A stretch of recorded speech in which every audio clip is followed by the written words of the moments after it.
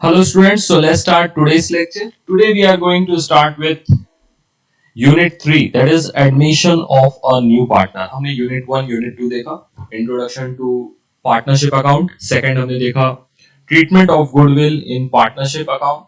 And अभी हम देख रहे हैं Unit 3, Admission of a New Partner.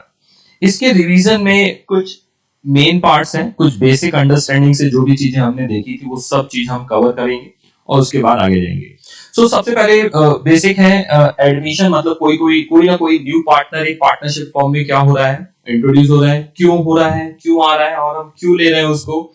या तो हम उसको कैपिटल हमको जरूरत होगी अपने बिजनेस में, उस पर्पस के लिए ले रहे हैं. सेकंड, उसकी एक्सपर्टीज किस चीज में, या कि मैनेजमेंट में, या कि उसके टैक्सेशन, या कि उसके वो चार्टर्ड अकाउंटेंट या कुछ और स्पेशल है, फाइनेंशियल एस्पेक्ट्स को वो काफी अच्छे से समझ पाता है, मार्केटिंग एस्पेक्ट्स को ज्यादा अच्छे से समझ पाता है, तो हमने उसको एज अ पार्टनर ले लिया. फिर नेक्स्ट हमारी क्या आएगी, इसके अलावा और क्या रहता है. इस टाइप के कुछ रहते हैं जो हमारे किस में रहेंगे, admission of a new partner करने में हम इनको मेनली हम इसके लिए रखते हैं. या कि हम न्यू ब्रांचेस एक्सप्लोर करते हैं, उस केस में भी हम एडमिशन करते हैं न्यू पार्टनर का. चलो, तो ये रीजन हुआ न्यू पार्टनर को आने के लिए. अब न्यू पार्टनर के आने से पहले कुछ बहुत सारी चीजें हैं जो आपको ध्यान में रखनी पड़ेंगी, क्योंकि आपके पास जितना भी एग्जिस्टिंग आपने प्रॉफिट कमाया है वो सब अपने old partners old profit sharing में ले लो.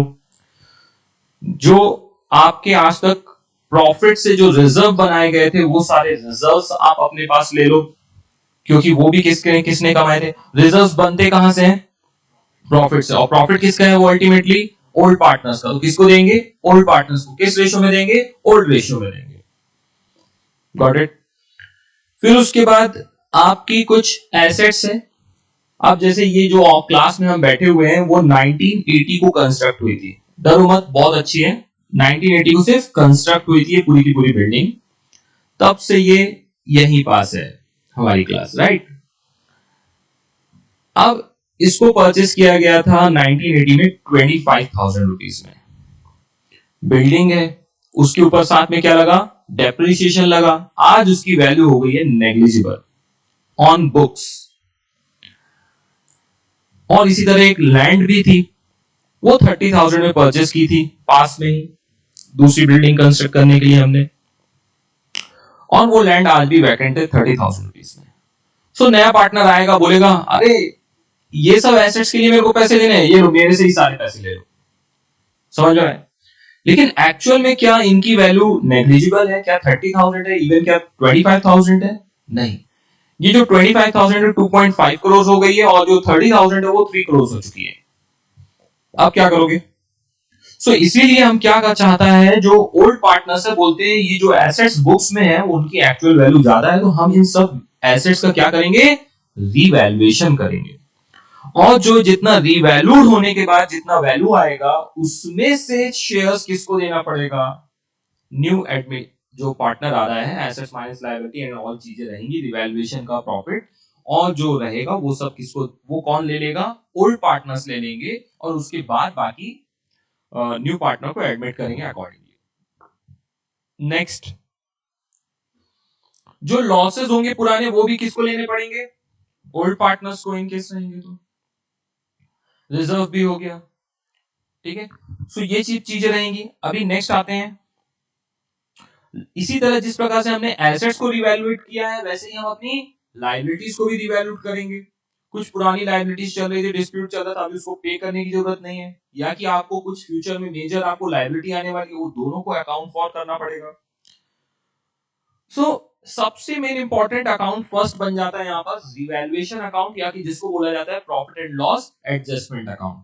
तो इसी के ऊपर पहले आते हैं कि ये जब होता है तो क्या किया जाता है. तो सबसे पहले मैं आपको एक चीज बता देता हूं. रिवैल्यूएशन अकाउंट या profit and loss adjustment account PNL appropriation से अलग होता है. ये हमने रेगुलर लेक्चर में भी काफी डिटेल में सब पढ़ा है. ट्रेडिंग एंड पीएनएल में ग्रॉस प्रॉफिट आएगा, बाद में नेट प्रॉफिट आएगा. नेट प्रॉफिट पीएनएल एप्रोप्रिएशन में जाके उसके बाद जनरल रिजर्व, बिल्डिंग रिजर्व, या कि बाकी बैलेंस कैपिटल में जाएगा. जो भी करना है उस प्रॉफिट के साथ बाद में हम करते रहते हैं. पार्टनर के केस में पार्टनर की सैलरी हो, इंटरेस्ट ऑन कैपिटल हो, व्हाटएवर इट मे बी, उसको बोला जाता है पीएनएल एप्रोप्रिएशन में होगा। लेकिन पीएनएल एडजस्टमेंट में क्या होगा, जो भी एसेट्स रिलेटेड एप्रोप्रिएशन से नाम से समझ में आ रहा है, जो प्रॉफिट है, पीएनएल का प्रॉफिट है, उसको या लॉस, उसका एप्रोप्रिएशन हम कर रहे हैं। यहां बस आपको क्या समझ में आ रहा है, पीएनएल एडजस्टमेंट नाम में लिखा रहा है एडजस्ट करना है, या कि रिवैल्यूएशन मतलब जो आपकी चीजें उसको रिवैल्यूट करना है। तो आपके पास है क्या, आपके पास एक्सपेंस होता है क्या कुछ, रिवैल्यूट किसको करते हो, expense, income, assets and liabilities, ये चार ही चीज रहती है। आप रिवैल्यूट किसको करोगे, एसेट्स एंड लायबिलिटीज, जो चीज आपके पास है। सो एसेट्स एंड लायबिलिटीज को जब आप रिवैल्यूट करते हो तो आपको एसेट्स आपकी इंक्रीज होती है तो प्रॉफिट होता है, बिल्कुल पीएनएल की तरह ही बनता है प्रॉफिट एंड लॉस एडजस्टमेंट या कि रिवैल्यूएशन अकाउंट। जितना भी प्रॉफिट होता है तो हम क्रेडिट साइड लिखते हैं, जितने भी हमको एसेट्स या लायबिलिटी से लॉस होता है हम उसको डेबिट साइड लिखते हैं। सो अब अपन समझते हैं कि कब हमको प्रॉफिट होता है, जब भी आपकी एसेट्स इंक्रीज होगी तो आपको क्या होगा, प्रॉफिट होगा। तो कहां साइड आएगा, क्रेडिट साइड आएगा। ये डेबिट क्यों लिखा है मैंने, वो उसका लॉजिक बता रहा हूं। जब भी एसेट्स हमारी इंक्रीज होती है हम उसको डेबिट करते हैं, और जब भी हमारी एसेट्स डिक्रीज होती है तब हम उसको क्या करते हैं, क्रेडिट करते हैं। इसके रट्टा नहीं मरवा रहा हूं, ये बहुत ही बेसिक फाउंडेशन सब पढ़ा हुआ है आपके सिस्टम ब्लड में, ये सब चीजें। लायबिलिटीज जब क्रेडिट होती है तो इंक्रीज होती है, और जब डेबिट होती है तो डिक्रीज होती है। लेकिन अब लॉजिकली थोड़ा देखने जाएं, इस चार्ट से मैं आपको समझाना चाहूंगा। सो जब भी आपकी एसेट से हम चालू करेंगे, जब भी एसेट्स आपकी इंक्रीज होगी तो आपको क्या होगा, प्रॉफिट, और एसेट्स डिक्रीज होगी आपकी तो क्या होगा आपको, लॉस। तो प्रॉफिट होगा तो कहां जाएगा आपके, तो मैं सीधे उसमें तो जाने ही वाला है, मैं इसको सीधे क्या बोल सकता हूं, क्रेडिट में जाएगा। लॉस होगा तो कहां जाएगा, डेबिट में जाएगा पीएनएल एडजस्टमेंट के। अच्छा, लायबिलिटीज के बारे में, लायबिलिटीज इंक्रीज हो गई तो आपको क्या होगा, लॉस, और लॉस कहां जाता है, डेबिट में। और लायबिलिटीज यदि डिक्रीज हो गई तो आपको क्या होगा, अच्छा है हमको पे करने की जरूरत नहीं है तो हमको क्या होगा, प्रॉफिट एक टाइप का, तो हम कहां लिखेंगे, क्रेडिट साइड। यही चीजों को मैंने यहां पर थोड़ा सा दर्शाया हुआ है पीएनएल एडजस्टमेंट के अंदर। एसेट्स इंक्रीज हो रही है, लायबिलिटी डिक्रीज हो रही है, प्रॉफिट हो रहा है, हम कहां लिखना है, क्रेडिट साइड। एसेट्स यदि डिक्रीज हो रही है या लायबिलिटीज इंक्रीज हो रही है तो हमारे को लॉस होगा इससे, तो हम उसको कहां लिखेंगे, डेबिट साइड। तो इसमें भी पीएनएल एडजस्टमेंट में भी आपको क्या होगा, प्रॉफिट या तो लॉस होगा रिवैल्यूएशन में। जनरली क्या होता है, प्रॉफिट ही होता है। वो हम किसको दे देंगे, पार्टनर्स कैपिटल को दे देंगे, प्रॉफिट हो या लॉस हो। और ये कहां जाएगा, पार्टनर्स कैपिटल अकाउंट में जाएगा। और किस रेशियो में जाएगा, ओल्ड रेशियो में जाने वाला है। ठीक है, इतना ही था, इसके अलावा इसमें कुछ भी नहीं। तो ये चीज हमने पढ़ी हुई थी, होप यू ऑल रिमेंबर। अब इसी के साथ जब आप कोई चीज बात करोगे तो रिवैल्यूएशन की जर्नल एंट्री करनी है, तो revaluation account debit to assets, land हो या बिल्डिंग हो, जो भी व्हाटएवर इट केस में भी, सो अकॉर्डिंगली आप क्या करोगे, उसकी जर्नल एंट्री करना एंटी क्लॉकवाइज के थ्रू। जैसे यहाँ पास कोई लायबिलिटीज है, आपका लोन का क्या हुआ है, लोन डिक्रीज हो गया है, बोला कि आपको 10 लाख नहीं पे करना, अब 9 लाख पे करना है क्योंकि अभी हमने वेवर दे दिया है आपको। तो क्या एंट्री हो जाएगी, loan account debit to PNL adjustment account. तो लोन अकाउंट क्या हो जाएगा, डेबिट हो जाएगा, और डेबिट होने से क्या होगा, देखो डिक्रीज होता है। तो ये बेसिक चीजें थोड़ी सी याद रखनी। वही चीज यहाँ पास लिखी हुई है कि जब भी अपन न्यू पार्टनर को एडमिट करते हैं, benefit of the partnership firm, new partner जब एडमिट हो रहा है, either increasing the partnership capital account, strengthening the management, और डिफरेंट डिफरेंट पर्पस के लिए।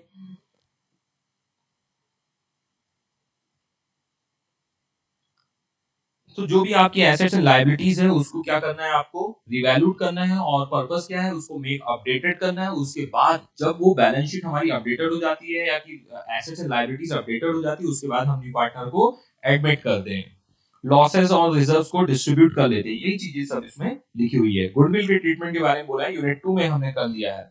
रिवैल्यूएशन प्रॉफिट एंड लॉस को बोल रहा है कि रिवैल्यूएशन जो capital account of old partners चला जाएगा किसमें, ओल्ड रेशियो में। रिवैल्यूएशन ऑफ इनकी जर्नल एंट्री क्या होगी, पीएनएल एडजस्टमेंट या रिवैल्यूएशन की अकॉर्डिंगली एंटी क्लॉकवाइज हम हर एंट्री को कर सकते हैं, उसमें कोई डिफिकल्टी नहीं है। डायरेक्टली एंट्री आ जाए, आपको कंफ्यूजन हो रहा, मैं कह रहा हूं एक रफ टाइप का अकाउंट बना दो एंटी क्लॉकवाइज, कितना टाइम लगेगा, और जनरल एंट्री पास कर देना। क्योंकि जैसे ही वो जनरल एंट्री पूछ लेता है आप पीछे हट जाते हो, बोलते हो कि आपने सिलेबस में नहीं था। तो ऐसे नहीं करने का, आपको अकाउंट आता है ना, कितना टाइम लगेगा, कुछ हार्डली 2 to 3 मिनट्स एक्स्ट्रा लगेंगे, और आप जल्दी से क्या कर सकते हो, जनरल एंट्री पास कर सकते हो, in case if you are not feeling confident. Okay, और इसमें भी दो तरीके की चीजें रहती हैं, वो भी हम देखेंगे। रिवैल्यूड एसेट्स एंड लायबिलिटीज को क्या आपको बैलेंस शीट में दिखाना है कि नहीं दिखाना, ऐसा भी कंसेप्ट होता है। ओके, तो अभी जो हम ये कर रहे हैं इससे क्या होने वाला है, रिवैल्यूड फिगर हमारे बैलेंस शीट में दिखने वाली है। Okay, proper value and now appear in the balance sheet at the revised figure. When revised value are not to be recognized in the books, जब हमको revised फिगर अपने books में recognise नहीं करना रहता है, तब हम एक और अकाउंट बनाते हैं रिवैल्यूएशन अकाउंट के नीचे, मेमोरेंडम रिवैल्यूएशन अकाउंट। तो जो चीजें आपने ऊपर की हैं वो एज इट इज रहेंगी, उसमें कोई चेंजेस नहीं रहेगा। ध्यान रखना जो बोल रहा हूँ एकदम ध्यान से सुनो, सब चीजें रिकॉल होंगी यदि आपने जिंदगी में कभी एक बार भी इसको पढ़ा हो थोड़ा बहुत। New partner may agree to keep the asset and liabilities at the old values even when they agreed to revalue them. So to record these, a memorandum revaluation account is opened. This account is divided in two parts. First part, revaluation of assets and liabilities, usually old. जो first part है उसमें जो profit या loss हो revaluation का, मैं highlight करता हूं, प्रॉफिट और लॉस ऑन रिवैल्यूएशन ट्रांसफर कहां किया जाएगा, कैपिटल अकाउंट में, किसके, ओल्ड पार्टनर्स में, किस रेशियो में, ओल्ड रेशियो में, एज इट इज जो अपन करते आ रहे हैं। In order to complete the double entries made in the first part of memorandum revaluation account are reversed in the second part so that the value of the assets and liabilities remain unchanged. तो मैं इसका conclusion बता रहा हूँ, इतना पढ़ने से अच्छा है, जो आपने ऊपर प्रॉफिट को आपने किया था वो सारी एंट्री को रिवर्स कर देने का। जैसे ही रिवर्स करोगे तो जब पहले प्रॉफिट जितने का आया होगा उतने का अभी क्या आ जाएगा, लॉस आ जाएगा। अब वो लॉस को क्या करोगे, ऑल पार्टनर्स में डिस्ट्रीब्यूट करोगे, बट किस रेशियो में, न्यू रेशियो में। मैंने ध्यान से बोला था सुनने को, shared by old part and old profit, while second part का जो पार्ट है shared by all partners in in new profit sharing ratio. ठीक है, मैं उसकी आपको शकल दिखा देता हूं तब आपको समझ में आएगा। ये था आपका मेमोरेंडम रिवैल्यूएशन। कोई दो अकाउंट नहीं बनाने, इसी तरह का एक ही बनाएंगे, थोड़ा सा बड़ा बनेगा। जितनी भी आपने एसेट्स एंड लायबिलिटीज को डेबिट साइड में लिखा था 100 टू 100, वो कहा आ जाएगी क्रेडिट साइड में। बस यहाँ पास टोटल होगा, यहाँ पास क्या होने वाला है, टोटल होने वाला है। टोटल करने का आपको जो भी प्रॉफिट लॉस आएगा उससे कोई लेना देना नहीं। ये कहां चला जाएगा बताओ, ये प्रॉफिट फर्स्ट पार्ट वाला capital, old partner in old ratio. अब जो चीज डेबिट में थी क्रेडिट में आ गई, जो क्रेडिट थी तो डेबिट में आ गई, तो अब क्या हो जाएगा, पहले प्रॉफिट था जितने का 1200 का, उतने का ये अभी क्या आ जाएगा, लॉस आ जाएगा। बट यहां पास अब क्या करेंगे, जो लॉस है वो ऑल पार्टनर्स बियर करेंगे, लेकिन न्यू प्रॉफिट शेयरिंग रेशियो में बियर करेंगे। इतना छोटा सा चीज है। कोई कंफ्यूजन इसके बारे में ध्यान आ रहा है कि नहीं आ रहा है, एक बार टू टू के इसको देख लो। और इन दोनों का इंपैक्ट कहां जाएगा, ये जो जा रहा है पार्टनर्स कैपिटल अकाउंट में जाएगा। बैलेंस शीट में जो एसेट्स एंड लायबिलिटीज है वो किस में रहेंगी, ओल्ड वैल्यू में रह जाएंगी। डन। इसकी जनरल एंट्री करने में कोई difficulty, memorandum revaluation account debit to assets to liabilities, partners capital का करना है memorandum revaluation account debit to A's capital account to B's capital account. Okay, फिर से इसी को करना है memorandum revaluation to assets liabilities. तो एवरीथिंग विल रिमेन सेम। ये उसकी जनरल एंट्री के बारे में बोला हुआ है। उसकी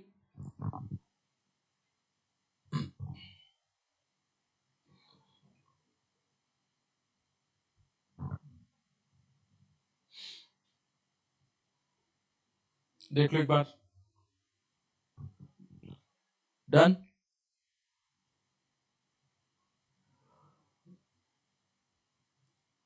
वही चीजें ज्ञान लिखी है जो मैंने ऑलरेडी शॉर्ट में बता दिया है।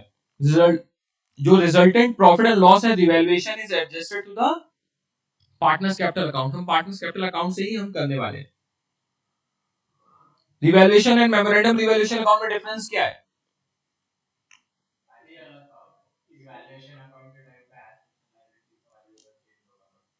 राइट। फर्स्ट थिंग तो बहुत ही एकदम अपफ्रंट है, बहुत सही समझ रहे हो। जो रिवैल्यूएशन अकाउंट है उसका इंपैक्ट कहां जाएगा, बैलेंस शीट में जाएगा और सारी assets and liabilities accordingly revalued होगी। बट मेमोरेंडम रिवैल्यूएशन अकाउंट जब बनाओगे तब एसेट्स एंड लायबिलिटीज में कोई भी इंपैक्ट होने वाला नहीं है, वो सिर्फ पार्टनर्स कैपिटल अकाउंट से ही एडजस्ट हो जाएगा।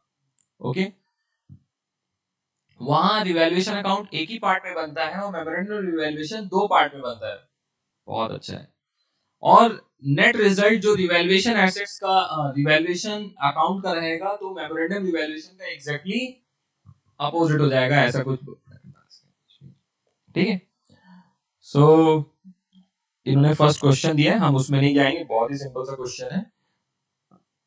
मैं आपको बताता हूँ, कंसेप्ट में आओ। कंसेप्ट में जो भी रिजर्व्स रहेगा बैलेंस शीट में, प्रीवियस बैलेंस शीट में, वो सब हम किसको दे देंगे, ओल्ड पार्टनर्स को। किस रेशियो में दोगे, ओल्ड प्रॉफिट शेयरिंग रेशियो में दोगे, वही तो लिखा है।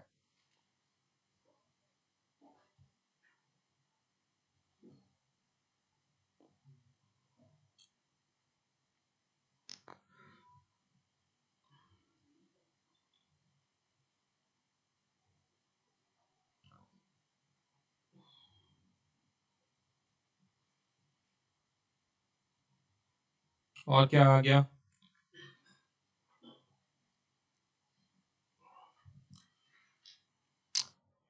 चलो। सो अभी हम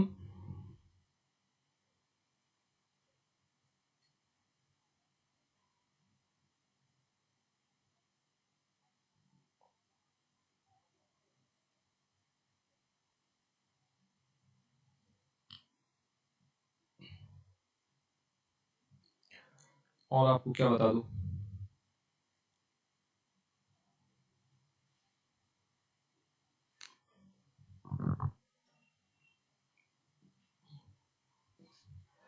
इसको सॉल्व भी बिल्कुल अपन एक क्वेश्चन करेंगे ताकि आपको एक आइडिया आए कि अपन इसको सॉल्व कैसे करते हैं।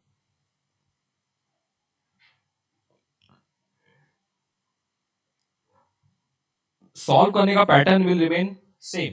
क्या सेम रहने वाला है, फर्स्ट थिंग फर्स्ट, जो चीज पहले लिखी है वो लिखते जाएंगे। अभी मैं जो इसमें आना चाहता हूं वो है आपको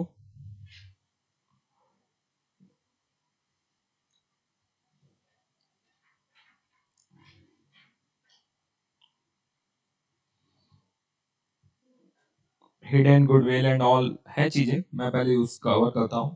एक ये चीज आपकी हो गई है ऑलरेडी।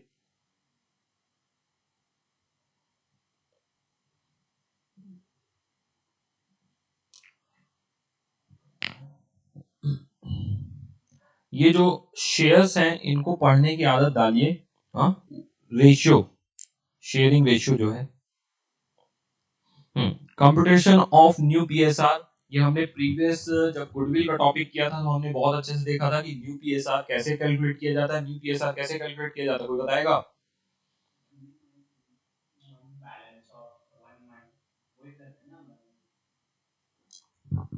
परफेक्ट, बहुत सही बोल रहे हैं सभी लोग। ठीक है, old ratio multiply by balance of one, ऐसे करके आपका क्या आता है, new ratio, new profit sharing ratio ऐसे आएगा आपका।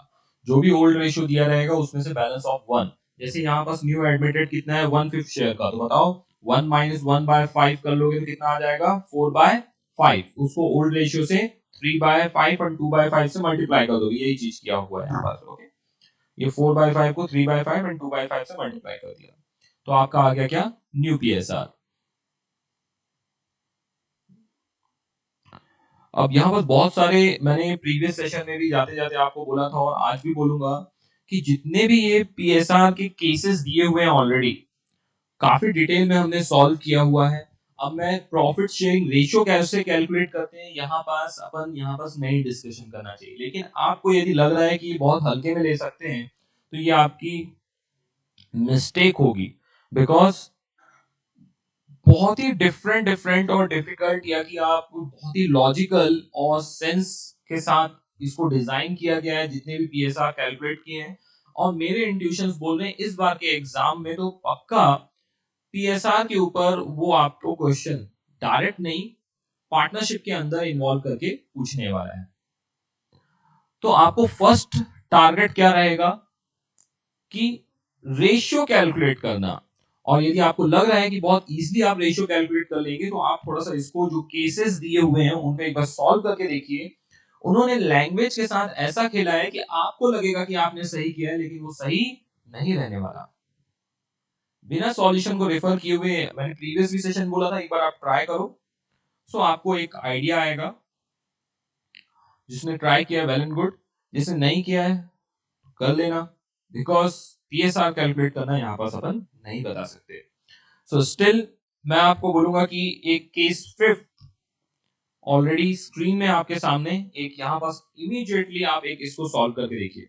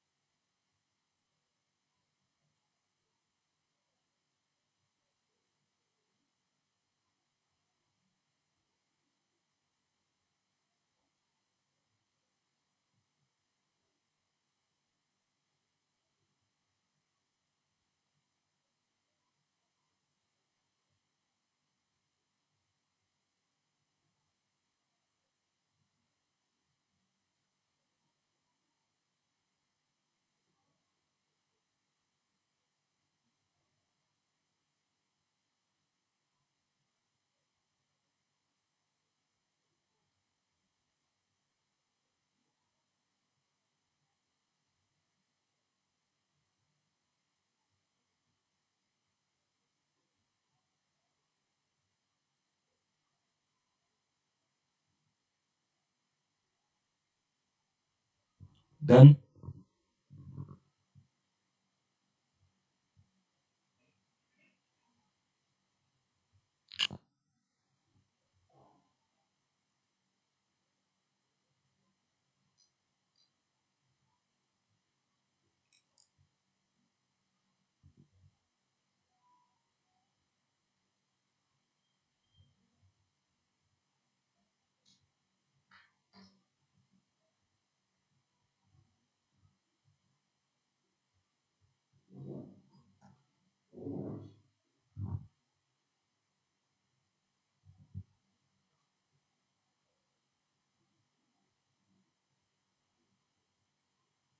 चलो, सफिशिएंट टाइम मिल गया आप लोगों को। सो पूरा के पूरा आपने ऑब्जर्व किया होगा कि इंग्लिश से खेला जा रहा है आपके साथ।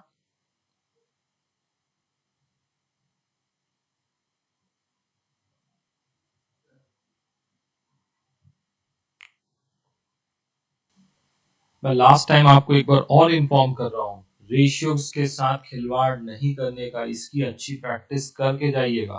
बिकॉज यदि उसने, एग्जामिनर ने थोड़ा सा भी डिफिकल्ट करने का मन बना लिया सम में और रेशियोज को इनकॉर्पोरेट कर दिया, और मैं श्योर कर रहा हूं कि आपके रेशियोज गलत आएंगे। रेशियोज यदि नॉर्मल इनकॉर्पोरेट कर रहा है कैलकुलेशन करने का तो नो प्रॉब्लम, और बहुत से परम्यूटेशन कॉम्बिनेशन के साथ उन्होंने रेशियोज दिए हैं।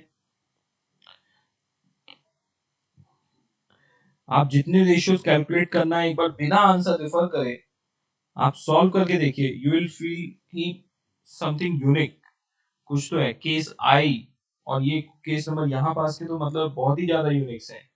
ओके, सो इनको रेफर करना है, आप रेफर करिए रेगुलर लेक्चर से, या तो आप खुद से सॉल्व करेंगे, याद आ रहा हो तो वेल एंड गुड, बट छोड़ के मत जाइएगा बिल्कुल भी।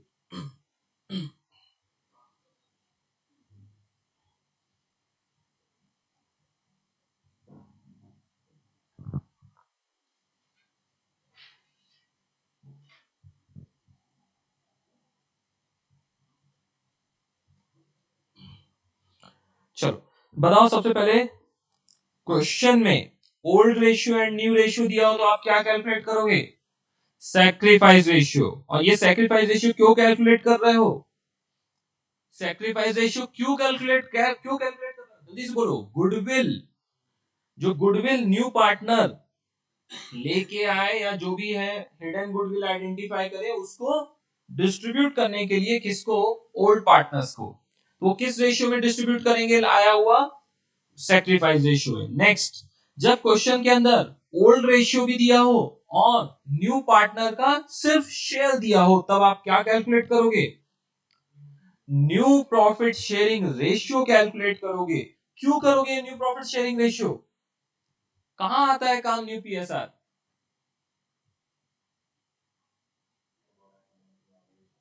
मेमोरेंडम रिवैल्यूएशन में आता है। Very good answer. चलो, बट सर उस टाइम गुडविल कैसे अपन डिस्ट्रीब्यूट करेंगे? उस केस में ओल्ड रेशियो ही क्या रहता है? सैक्रिफाइस रेशियो रहता है। तो आपको अलग से कुछ कैलकुलेट सैक्रिफाइस रेशियो कैलकुलेट करने की जरूरत नहीं है। डन। एक कंसेप्ट होता है और किसका? हिडन गुडविल का। क्या आपको इसके बारे में पता है? हमने प्रीवियस सेशन में भी देखा था। सो उसको पहले मैं बता देता हूं, फिर उसके बाद हम चलेंगे किसमें? एक सम सॉल्व करेंगे, most probably question number 6।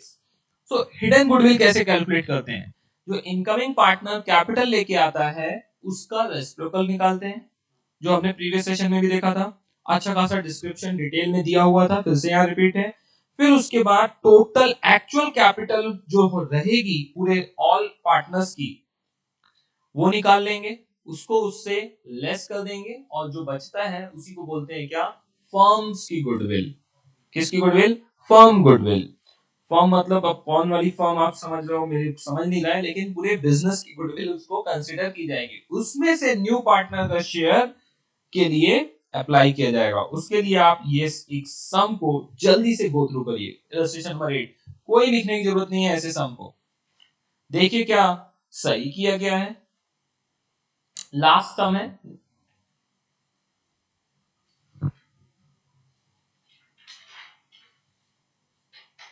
Illustration number 8 रहेगा आपका।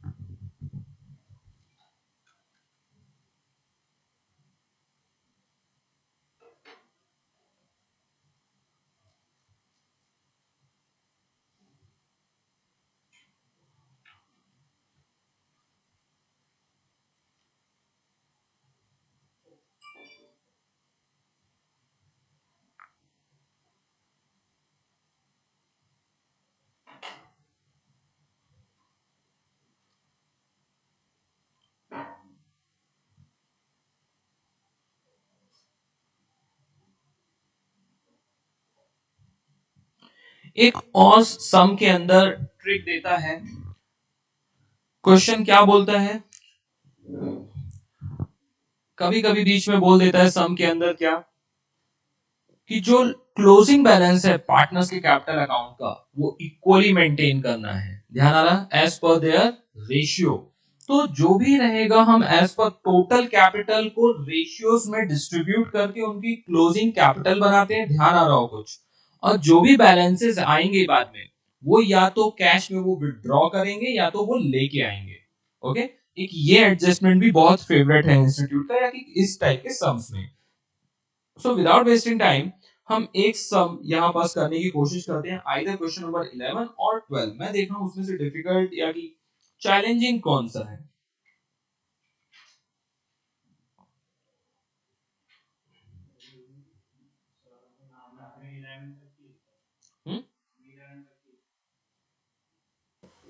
10th और 11th जो दो में से एक लग रहा हो वो अपन करते हैं। मैं चाहूंगा कि बैलेंसिंग फिगर वाला एक सम रहना चाहिए तो उसको इजीली किया जा सके।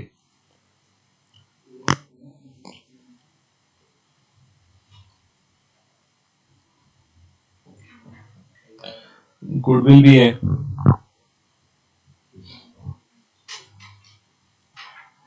So let's start with the question number 11। Upon question number 11 करते हैं, उससे आपको एक अच्छा जजमेंट आएगा कि किस टाइप से सम इसको सॉल्व करना है।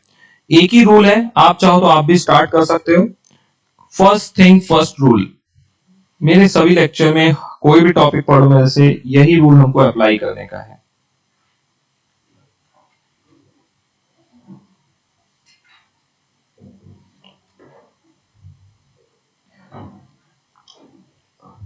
जल्दी से एक फॉर्मेट ले लेते हैं। आपका भी फॉर्मेट बन जाना चाहिए। एग्जाम हॉल में बैठे हो आप, next 15 minute is more than enough. Format, reading question, each and everything सब कुछ 15 मिनट्स के अंदर हो जाना चाहिए।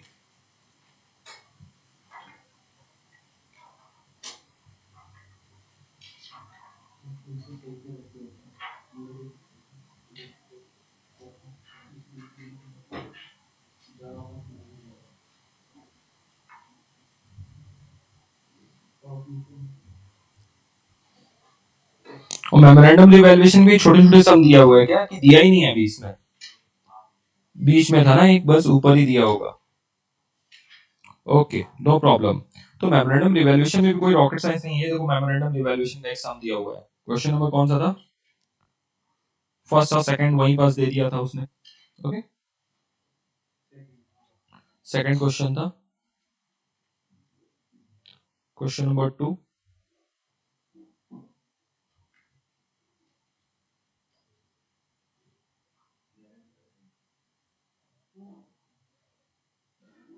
क्वेश्चन नंबर 2 मेमोरेंडम रिवैल्यूएशन का है, एक अलग कंसेप्ट है। एग्जाम में धप्पा बोल के आ जाए तो आउट ऑफ सिलेबस मत बोल देना। जर्नल एंट्री में कोई भी प्रकार की प्रॉब्लम नहीं होनी चाहिए बच्चों को मेरे। आ जाओ अभी किस में आते हैं। Question number 11 start.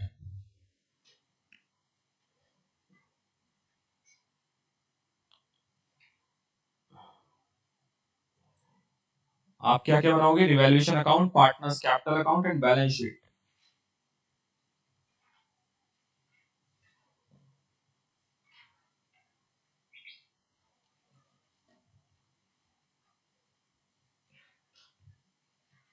Partners capital account, कौन कौन पार्टनर रहेंगे वो देख लेते हैं। And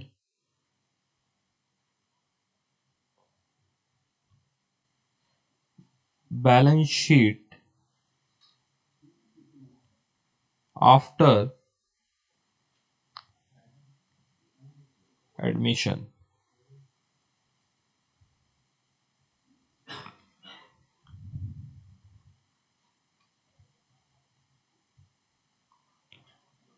liabilities,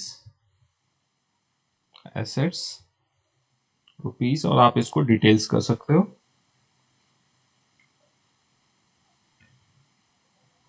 fast.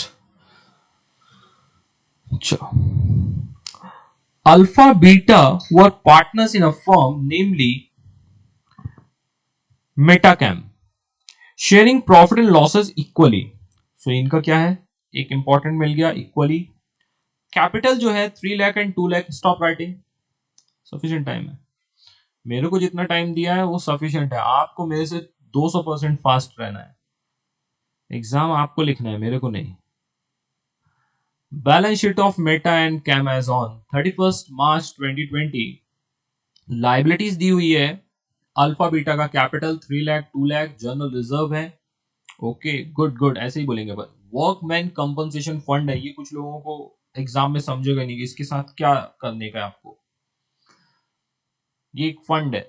Term loan from IDFC bank है एंड ट्रेड पेबल्स है, मतलब क्रेडिटर्स। फैक्ट्री बिल्डिंग है, plant and machinery, office furniture, inventory, trade receivables, bank. तो इसमें कोई प्रॉब्लम नहीं है, जो जैसा चीज लिखा हुआ है, यहाँ कोई मेमोरेंडम का क्वेश्चन नहीं है, आखिरी तक में पता चली जाएगा।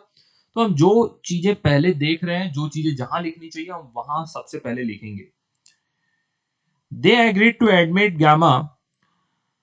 Gamma as a partner from 1st April 2020 on the following terms. He shall have 1/6 share in the future profit. तो उसने 1/6 शेयर भी दे दिया है. New profit sharing ratio would be 3:2:1, ये भी दे दिया है. तो जब ये दोनों दे दिया हो तब आपको क्या निकालना है? सेक्रीफाइस रेशियो ही निकालना है. न्यू पीएसआर मत निकालने लगना. तो इन दी हुई इंफॉर्मेशन से हमको क्या निकालना है? Sacrifice ratio. और ये सेक्रीफाइस रेशियो कहां काम आएगी? ये गुडविल है. और ये गुडविल को भी पढ़ते वक्त ध्यान रखना है कि किसकी गुडविल के बारे में बोला है. बहुत बार क्वेश्चन गुडविल देगा न्यू पार्टनर की और बहुत बार क्वेश्चन गुडविल देगा पूरे फर्म की. So he shall bring 2,50,000 as capital. Goodwill of the firm is valued at 3 lakh. Factory building is to be appreciated by 20% and inventory is to be revalued at rupees 70,000. Machine is to be appreciated by 20%. Office furniture is to be revalued at rupees 50,000. Of the trade receivables, 3,210 are bad and 5% be provided for bad and doubtful debts. तो ये दोनों चीजों को account for हम करेंगे. Okay. Next है there is no actual liabilities towards workman. इसके ऊपर कोई भी लायबिलिटी बची हुई नहीं है. तो बताओ ये किसका मजा हो गया? ओल्ड पार्टनर्स का. तो वैसे भी इसको कहां ले जाएंगे अपन? पार्टनर रिवैल्यूएशन अकाउंट या कि profit and loss adjustment account में.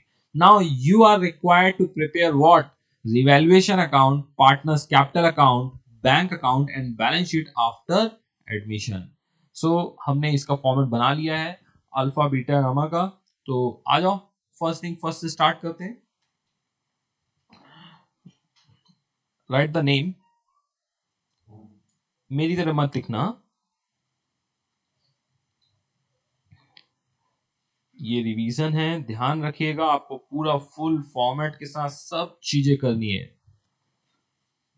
No shortcut.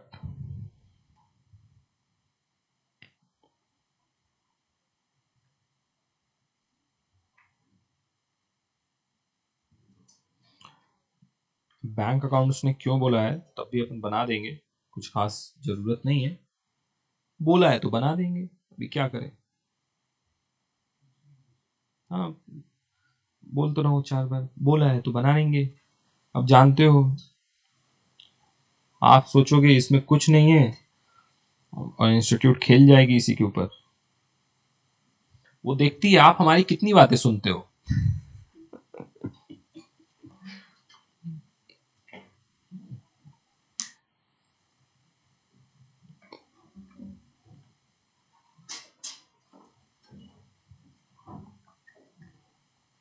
चलो सबसे पहले कैपिटल है अल्फा बीटी का, अल्फा एंड बीटा का, बीटी का नहीं, 3 लाख एंड 2 लाख. आपको मिलते हैं पूरे के पूरे सम कंप्लीट करने को next 10 minutes. Write on fast. क्या लिखूं? By to. सर पेन ही नहीं चल रही है. Bye bye sir bye. क्या लिखूं? By balance brought down 2 lakh and 3 lakh. Write on fast. मेरे को हेल्प कर दीजिएगा. Next item general reserve old ratio में बाय जनरल रिजर्व 1,80,000 है. इक्वली में 1:1 में डिस्ट्रीब्यूट हो जाएगा. Anyone? 90,000 and 90,000. Next item is workman compensation fund. कहां लिखेंगे बताओ इसको? 60,000. कोई बताएगा मेरे को?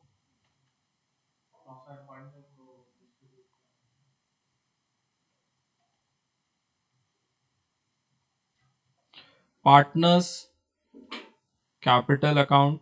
मैं यहां से लाइन लीव करता हूं. अल्फा बीटा एंड गामा का. फिर यहां पास लिखूंगा workmen compensation fund. Inner column 60,000. बाद में करेंगे इसके ऊपर. जैसे जैसे चीजें आएंगी वैसे वैसे हम चीजों को सॉल्व करेंगे. नेक्स्ट आइटम लिखिए 1 लाइन ब्लैंक एंड उसके बाद क्या आएगा आपका?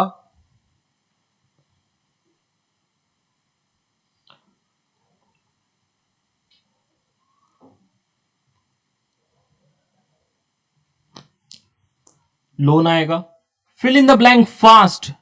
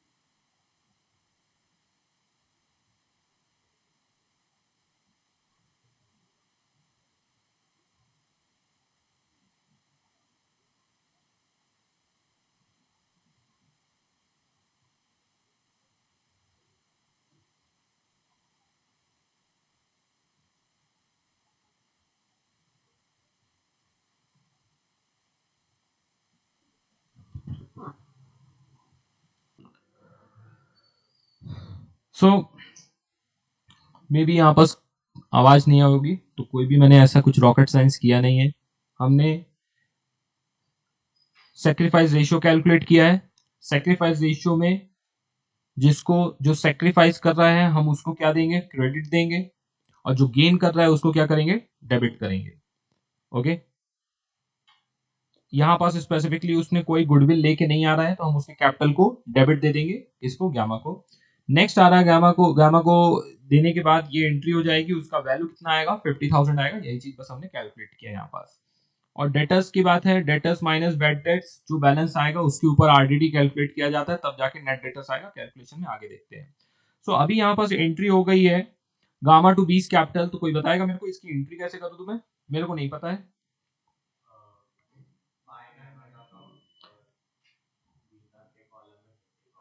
सो सिंपल, एक बार देखा जाए तो हमने ये चीज एक चीज सीखी यहाँ पास कि हमको बी को क्या देना है, क्रेडिट देना है। तो 20 के कैपिटल को अपन 50,000 से क्या कर देंगे, क्रेडिट दे देंगे। और हमने देखा है कि हम जी को क्या करना है, हमको डेबिट करना है, तो हम उसको 50,000 से डेबिट कर देंगे। सेकेंड थिंग, यहां पास जबकि गामा को लिखा है तो यहां पास क्या आएगा, बीटास कैपिटल, ये गुडविल का एडजस्टमेंट चल रहा है, और यहां पास गामास कैपिटल। बहुत सारे अलग अलग तरीके आपके सोचने के, आप कैसे भी कर सकते हैं, आंसर सही आना चाहिए। डन। चलो नेक्स्ट वन।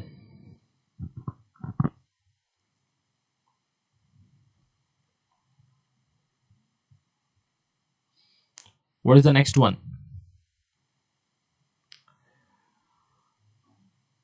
कैपिटल इंट्रोडक्शन की एंट्री है 2,50,000। सो एंट्री क्या हो जाएगी, बाय बैंक अकाउंट 2 लाख। अब यहां से सबके डबल इफेक्ट देना चालू करो। देखो मैंने 2 बार लिखा है क्या, गुडविल का अमाउंट, 2 बार लिखूंगा अभी क्या, कैपिटल इंट्रोडक्शन का, to Gamma's capital 2,50,000। Next item factory building. अब यहां से देखते हैं फैक्ट्री बिल्डिंग 4,78 है। एनीवन?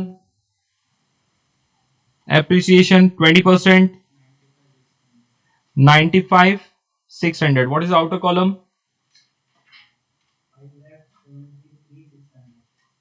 600। चलो इसका दूसरा इफेक्ट दे देते हैं। एप्रिसिएशन हो रहा है, एप्रिसिएशन हो रहा है मतलब आपको क्या हो रहा है, प्रॉफिट हो रहा है। प्रॉफिट कहां लिखते हैं अपन, क्रेडिट साइड में। क्या नाम से है ये, factory and building 95,600। Write down directly outer column 95,600। किस किस का कंप्लीट हो गया? नेक्स्ट प्लांट एंड मशीनरी में भी एप्रिसिएशन है, कितना, 20%। एनीवन? 3,41 का 20%, 34, 68, 69,000, 68,200। What is outer column? 4,09,200। तो 68,200 बाय, ये क्या था आपका, plant and machinery.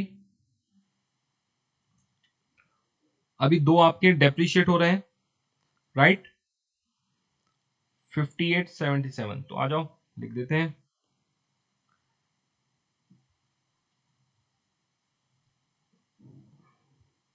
D value depreciation 5850 bracket 7740।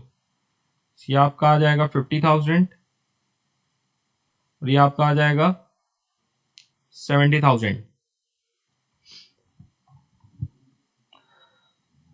Next, तो 5850 7740,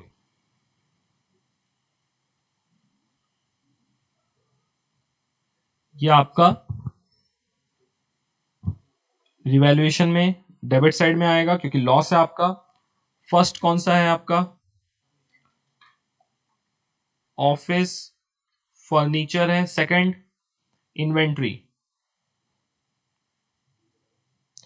डन, ये भी कर लिया हमने। इसके अलावा कुछ बचा क्या, आ जाओ क्वेश्चन में देख लेते हैं।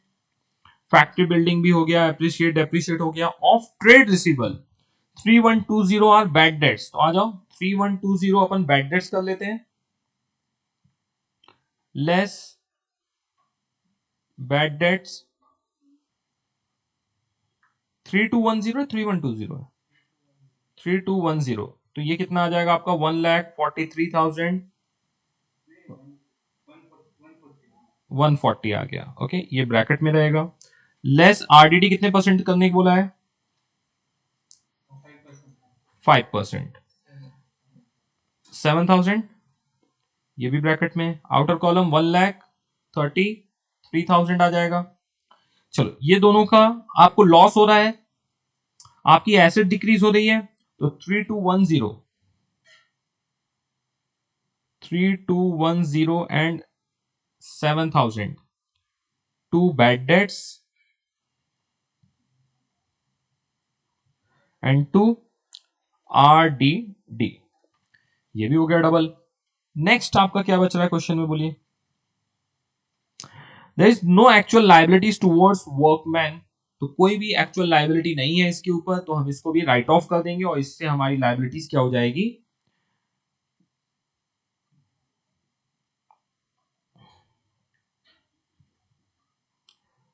60,000, आउटर कॉलम नील। और इससे आपको क्या हो रहा है? प्रॉफिट हो रहा, लॉस हो रहा है?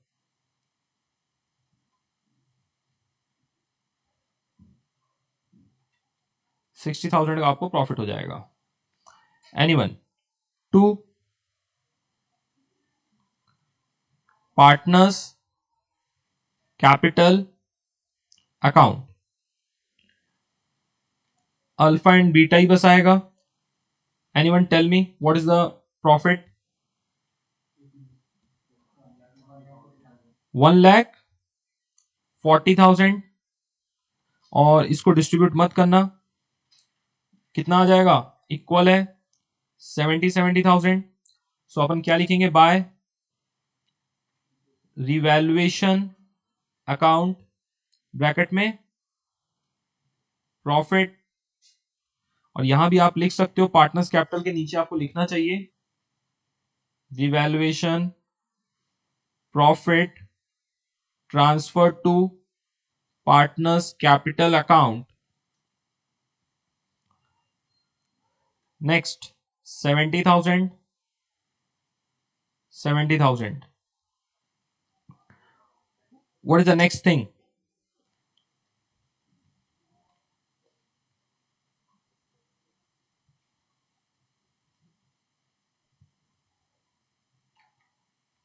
डन।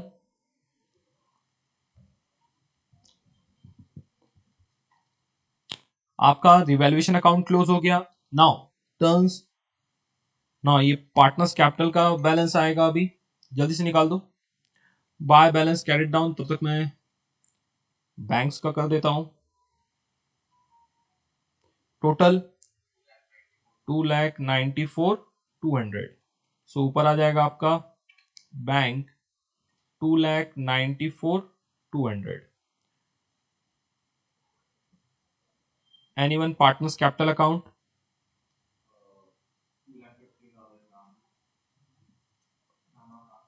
2 लाख ऑब्वियस है। जल्दी से सब लोग बैलेंस बता दो। Alpha 4,90,000 and 4,40,000। इसके अलावा और कुछ नहीं है ना? 4,90,000। कोई भी एडजस्टमेंट ही नहीं था, चलेगा। रिटायरमेंट टॉपिक में काफी अच्छे अच्छे एडजस्टमेंट्स हैं। टोटल 11,30,000। Total balance sheet 15,30,000। कोई मैच करके बताएगा? दोनों साइड का सेम आ रहा है। Okay, so there is no difficulty in such type of questions. बहुत ही स्मूथ और सिंपल क्वेश्चंस थे। Challenging question, RTP MTP mock test paper जो भी आपके मिल रहे हैं, पास एग्जाम क्वेश्चन पेपर, उनके सॉल्व करके देखिए। बहुत ही अच्छा फील करेंगे आप जब एक बार कॉन्फिडेंस आएगा कि हाँ ऐसे सम भी यदि आपके एग्जाम में आते हैं तो आपको भी आ जाएंगे। सो ये सम के साथ हमारा ये रिवीजन एक बार कंप्लीट होता है। यूनिट 3 का पार्टनरशिप का एडमिशन इसी के अंदर होता है कवर। हिडन गुडविल का भी इसके अंदर एडजस्टमेंट्स नहीं थे, बट ध्यान रखिए कि एडमिशन के ऊपर भी हिडन गुडविल का कैपिटल इक्वल करके बैलेंसिंग फिगर एडजस्ट करने का बहुत सारे टाइप्स के परम्यूटेशन कॉम्बिनेशन के क्वेश्चंस आपको एग्जाम में पूछे जा सकते हैं। So that's it for today, see you all in the next session, take care, bye bye.